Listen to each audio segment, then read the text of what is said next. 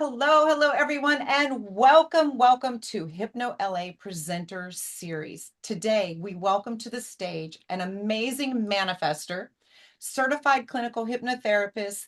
He has been an HMI instructor for how many years? He's going to tell us that because he didn't tell me that. I know for a very long time.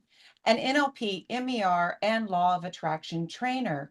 Other modalities include open focus, biofeedback, and brain spotting. Not only an instructor at HMI, but he also works at Milestones in Malibu. Milestones is a dual diagnosis treatment center for addiction and dual diagnosis treatment center and addiction center, dual diagnosis treatment and addiction center. Open focus, alpha synchronicity is synchronous was our talk today, but we are calling it alpha up hypnosis. Welcome to the stage, the incredible Joe Tabbanella. Thank Thank you. you for having Welcome, me. Hi, Mary. Joe. Hi. Thank you for having me. Hi, welcome. You're welcome. We are so excited to have you on the Hypno LA stage. And just want to ask you a couple questions about alpha up hypnosis. What is it? What are the takeaways that the people are going to get to enjoy from this event?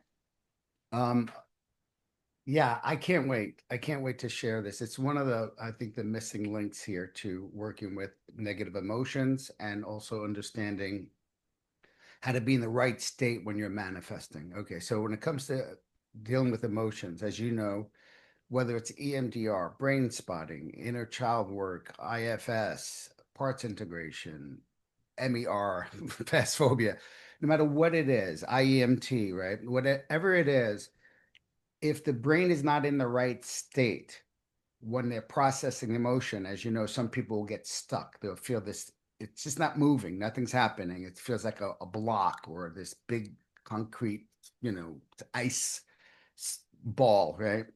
And so um, the technique, the idea behind open focus was originally discovered scientifically by Les Femi, trying to create what's called alpha waves in the brain.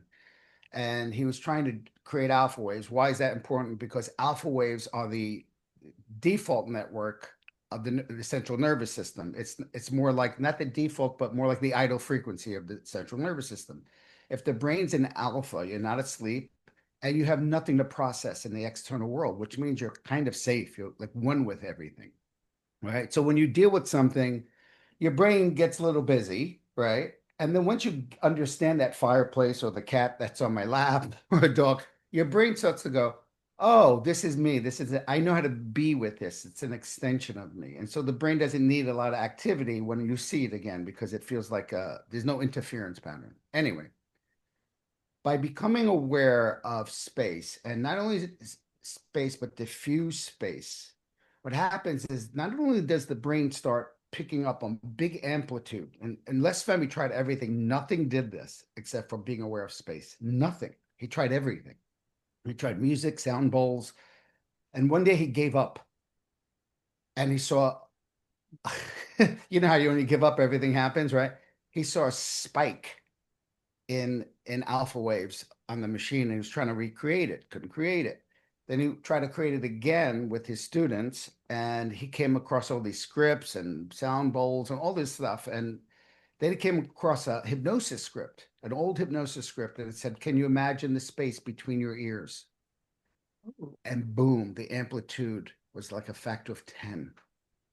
Now, I've measured it. I have videos of this because I don't drink anyone's Kool-Aid. I wanted to see it for myself. And not only does the brain go up into alpha waves, but the whole brain is synchronized in alpha waves, which simply means that the brain has never felt more safe, and therefore the body has never felt more safe. And what happens in the body, which is what I measured, is heart rate variability increases dramatically by doing this, which is what Les Femi suspected. He suspected that this is as much as an effect on HRV, heart rate variability, the ability to regulate, capacity to regulate motions, right? And both these things are happening. So why is that important? Because if you're going to face a scary emotion, you don't want to be narrowed like a pinch, or like when you're stretching a muscle, you go, ah, ah. When you start to disengage and expand your awareness into space, the emotions have some place to integrate through.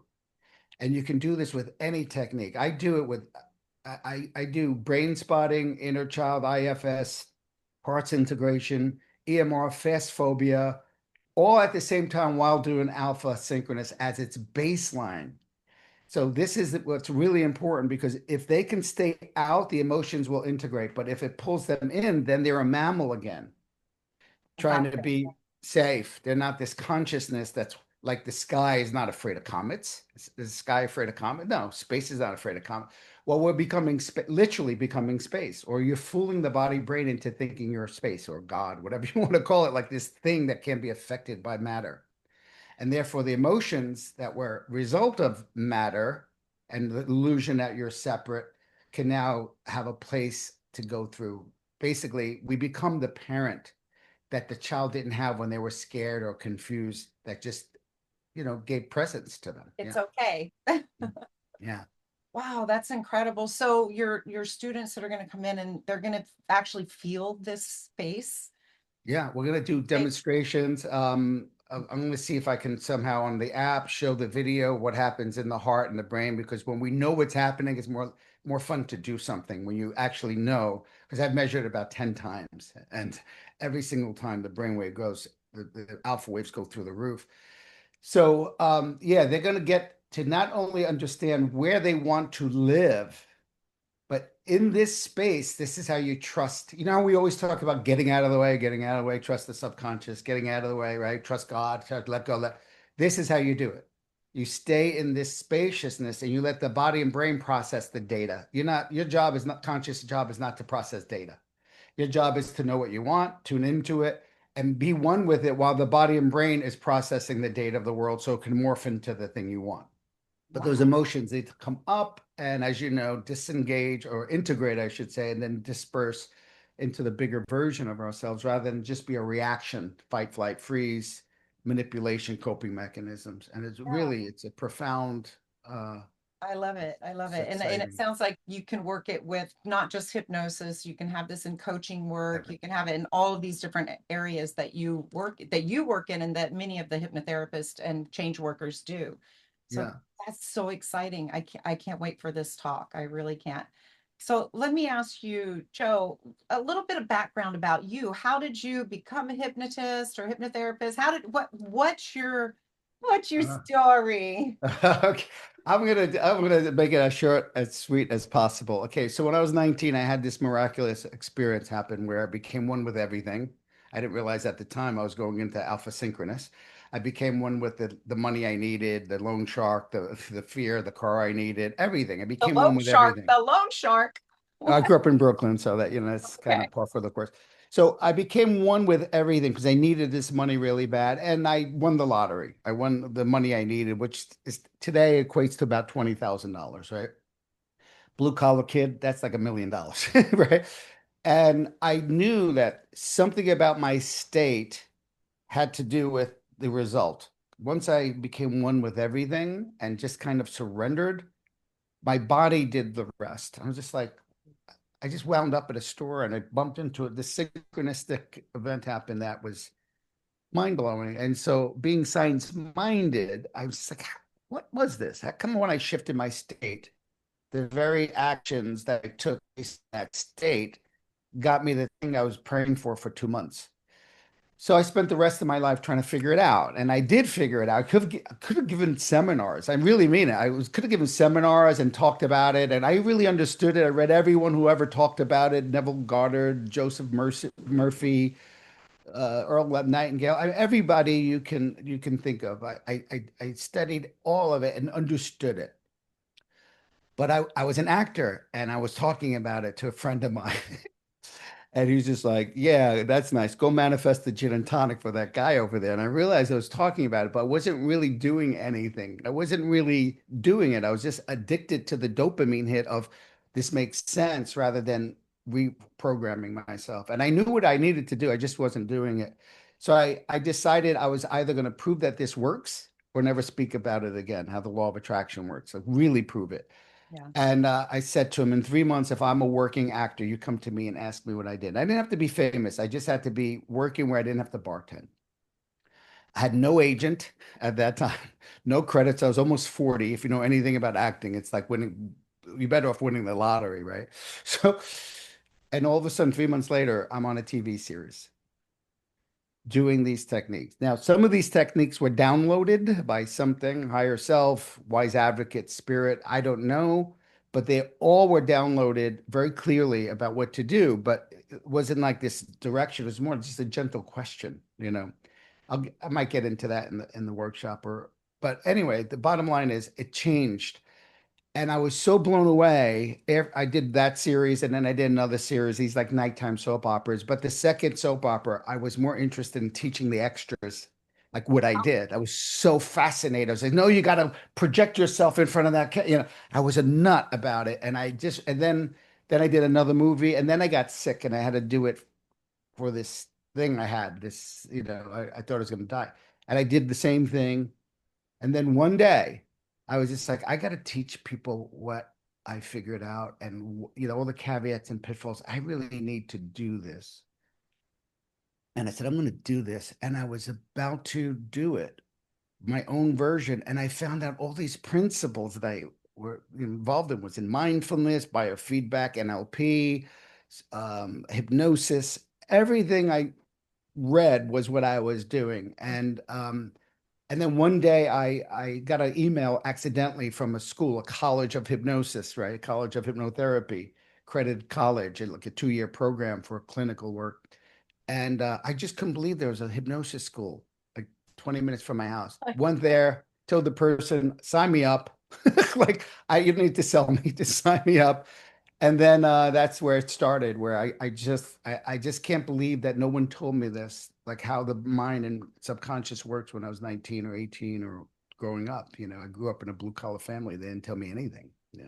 Yeah, I'm right there with you because I had young experiences like that as well, where I just knew that kind of like I could have anything I want if I really wanted it, but not like wanted it from like need, but just like that, like what you're saying, just that state of just, this would be cool and just relax and let it come to you. And I had so many things like that happen for me that I just joked that I was really lucky that if I want something, I can have it. If I don't, it's because I really didn't really want it anyway. And, but it was that relaxed state of just knowing that it's just yours if you really want it, and not want it out of desperation or need, but just like that would be lovely to have Yeah. that. You tune into it. Yeah. Yeah.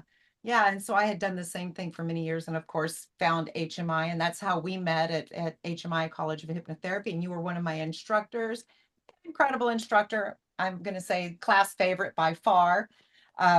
You are. And I'm just so proud to have you part of this event that I'm putting on, but you are part of my journey. And with that, I was wondering if you could tell me or give the audience a little advice. So this would be something you could leave with today that they could take and say, yeah, that would be really cool. I'm going to use that. So advice for aspiring hypnotists, aspiring creators, aspiring coaches that want to become aspiring leaders like yourself. Hmm. One piece of advice. Don't ask me for advice. I'll be talking for 8 hours, as you know. So, so one of the things I might share is which is what it took me a long time to figure out and to be guinea pig and recognize that this is how it works, which is all conscious mind does, which is our job, is to get a sense of what we would like. That would be nice. That would be nice, right? Just a sense of like what we would like in life, right? What we would like. I would like that. That would be nice, right? Tune into the template of it. Let's put it this way. Okay, we all know, many of you listening have heard this, but I'm going to go into it just a little bit. Okay. The brain is very simple. It's an intention machine. If we wake up in the morning and everything is neutral, it's like people like you have this naturally, right? People like me had to go into the pain and release it to get to where you are naturally, right? There are certain people like my business partners, like you. There's a vibration you were born with it, just like a fairy, like an angel, right? So when we wake up in the morning and we just say, I'm going to find 20 blue Teslas today, right? The RAS starts humming. And if it knows that that's the only thing that matters, we're dealing with matter, but it doesn't matter because it doesn't match the template. It knows what the template looks like, the color and the shape. So we go outside and we're just generally looking. It's an openness. And as soon as we see that blue Tesla, dopamine gets fired in the salience network. Oh, there it is. Is that, and because it's asking, is that it? That happens in neurofeedback, by the way. That's how you do neurofeedback. Oh, there it is, right? As soon as you go, there it is, the brain goes, because the subconscious doesn't have eyes. It needs to know from us, like, oh, yeah, that's where it is, right? As soon as you see it, right? And you have this reward, your brain just keeps looking for it. And as long as you have patience and you don't do anything else, and you have patience with the brain doing its job, you're doing your job. You're present. You don't do anything. You're present. And if you're present enough, it may be a day or two, even three, or a week or a month, and you're just stay with this intentionality, somewhere along the line, you're going to make a left and not know why. It's a subconscious at play. And you're going to drive down the street and hit a Tesla dealership and see 10 blue Teslas, as long as you don't drop it. Now, if you wake up in the morning saying, I hope I don't see any red Hondas today. I hate red Hondas. H is for hell and red. And that RES, which is more in the brain stem, is more interested in that. And so it's going to be so terrified that even if the blue Tesla show up, you don't really care. You can't enjoy it. You can't take it in because your brain is worried about that red Honda. And what we're essentially doing, whether it's IEMT, brain spotting, mindfulness, what we're essentially doing is discharging the importance, emotional importance that really didn't require fight or flight. It felt like it did, but it didn't. Discharging that until you get to the point where all you are is like you, Lori. Wouldn't that be nice? I'm going to intend something like Helene Hatzel did. I'm just going to select it and then project it and just expect it. And then the time will come where I'll just collect it, right? That's where we want to wind up. And as a hypnotherapist or therapist, we need to do is tune into their end result, make sure they know what it is. So they're already humming at that blue Tesla. Like, what would it look like when they're done, even though they don't feel it? Some invisible version of themselves. So that called the ghost in the machine, right? Experiencing something, right? And then we just get out of the way and we keep letting those emotions and situations move until you get there. And that's our job. And so I could give you a quick meditation on that. Would that help? Sure, that would be Do we amazing. have time for that? Yeah, we got time for it. Let's do it. Because we're going to cut it up anyway or add it. We Okay, might there will be a whole thing on it, but we can cut it up too. Let's cool. do it. This is a little meditation I call the God box. It's taking everything that is not yours to pay attention to and give it to something else. In recovery, they call it the higher power. Just like you're giving the energy to something else, right? To deal with because you don't process emotions. The conscious mind's not processing emotions. The subconscious mind's processing it. Okay. So what you do is you think about something having, being, or doing. So you think about a behavior you're always doing that you want to change, or an identity you have, which is really most important because everything falls from that. An identity or a thing that you normally don't have that you would like to have. So you always have a certain amount of money in the bank, but you would like that. You always have this kind of relationship. You want that relationship. And so in one hand, you're going to put that. You're going to put that thing, that scene, and you choose that hand. And in the other hand, you're going to put the desired outcome. Isn't that funny that you use the left hand? There's a whole thing with the left hemisphere being externally driven, which I always find fascinating that people normally put it in their left hand, which is part of the right hemisphere, the emotional charge of the habitual patterns. And then the right hand is the But, conscious but decision. you do realize my timeline is backwards, so I don't know how that is. Oh, okay. But okay, left hand is for, yeah, you're Okay. right. Okay, so you put that left hand in the thing you don't want. You put an image of it. So let's say you just always you're never doing your homework, or you're always putting clothes on the floor instead of in the hamper, whatever it is, or You never go, you're watching TV rather than going to the gym. If it's an identity, this is your insecurity, like, oh, I can't have what I want, or a limiting idea of yourself that's probably modeled from a parent or authority figures or whatever, right? And we're going to put the desired outcome or behavior or self in the other hand. So you have to choose one of the three. Okay, we might do this during the thing if I have time. I think I have time to do this at the end.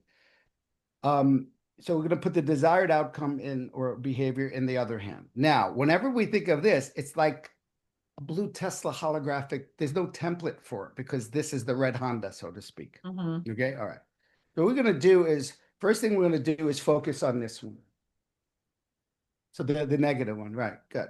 So this the negative one, the let's just say the fake one. Why is it fake? Because your soul is limitless, and this is a limited pattern that came from karma, modeling parents, belief systems, conditioning. It doesn't really matter. It's just there. So as you look at it, you can keep your eyes open or closed, whatever's right for you. And as you start breathing slowly, allow the subconscious, allow your body and brain to take all the energy out of your cells in your brain related to this pattern, go down the arm and into the pattern. So there's no judgment. You're just watching it like a beautiful, loving God watching a pattern going without tension, without judgment, without holding your breath. Because that pattern started because you held your breath, tense your muscles, and said no to something. Now you say yes to something, you go back, it can go back to source when once it came. So just keep breathing. Now notice that there's a light around your body. And this is source light. It's you. As you breathe in, you charge it up in your heart. And as you breathe out, it goes down that arm and into that scene. So you're just giving it compassion. Almost like a loving God or a loving parent watching a child throw a fit with no judgment. This is spaciousness for it. Become more aware of the spaciousness of who you are rather than the data. Let the data be there in the hand. We'll do a fast version of this. Okay. One more breath, just charge it up with compassion and let it run as if it's its own mechanism that has nothing to do with you. Really feel your cells releasing energy. The genesis of this pattern, the memory of it doesn't matter. Just feel it coming out of your brain, your cells, your heart, and going into that. Take a breath and disengage from it. Just let it be there. Beautiful. Now bring your awareness to the right. And then see that you, the true you, we'll call it the real you, that is free of limitations. It's an invisible you, but it's free. It's joyful. It's filled with lightness. And see yourself being, doing, or having.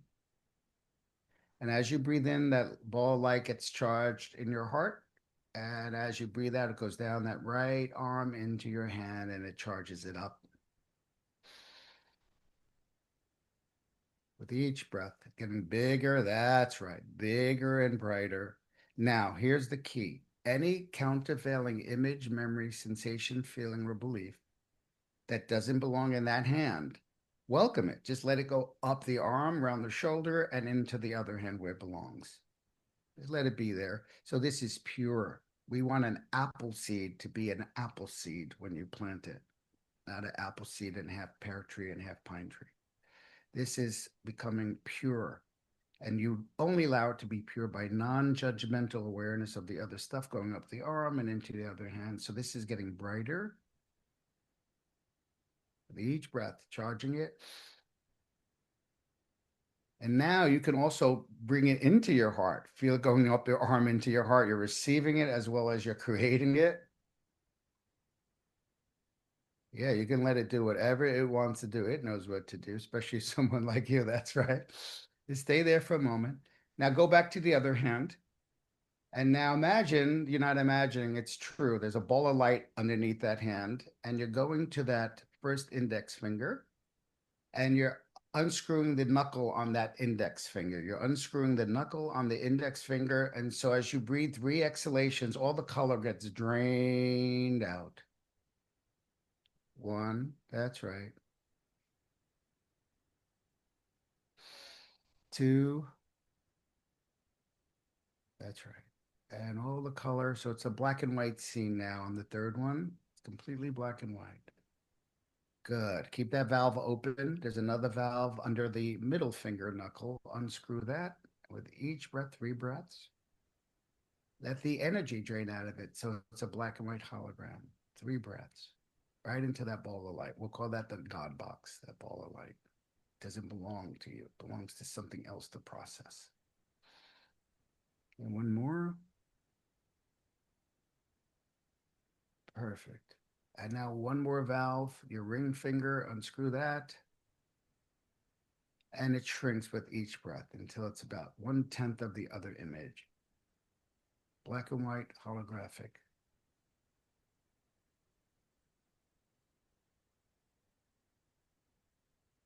So it has its rightful place. It's called life data. And now bring that hand where it needs to go as well, so it can be integrated that the right hand is eternal. And this is just data processing by something else. And you feel the God box. Now, see yourself in the world now, being, doing, or having. Take a breath and just see yourself. Now, anything, any countervailing image, pattern, memory, emotion, you welcome it. It just comes off the scene and goes into the room where you are, like a little black and white television set with those metal rabbit ears. So feel all the energy that doesn't belong in this you going into the God box. So the God box processes the data, not you. You're too busy receiving, being, and having and doing. Good. And when you're ready, step into the scene and get a sense that anything that is not this doesn't belong to you, belongs to the God box. Feel it being pulled off you all the time, going somewhere. It can go down the arm and then into that TV set. That's where it belongs. That's where data processing belongs. You don't process data, the subconscious does. And it'll go deep into the heart. And every time you do this, it feels more and more you, and everything else is impermanent as this becomes the permanent you. When you're ready, you'll open your eyes to a non-suggestible state. 0, 1, 2, 3, and 4, and 5. Thank you. I didn't know I was going to get a Joe session today. Oh, that was so beautiful. Thank you so much. Oh, I received that in such a beautiful way. Thank you. Thank you so Thank you. Yeah, my job is to turn my clients into people like you. Honestly, we're like modeling that energy of, wouldn't that be nice? So Yeah. then release all that other stuff we're trying to control. Yeah. Yeah. It's amazing when you know that and you see that in the world and you just go, if you only, It if is. you just only. Wow, Joe, thank you so much. Thank you for an incredible interview and the gift that I received from you today. And I am so looking forward to seeing you on the Hypno LA stage. Yeah, I'm looking forward to being there. Thank you for inviting me. All right, Very thank excited.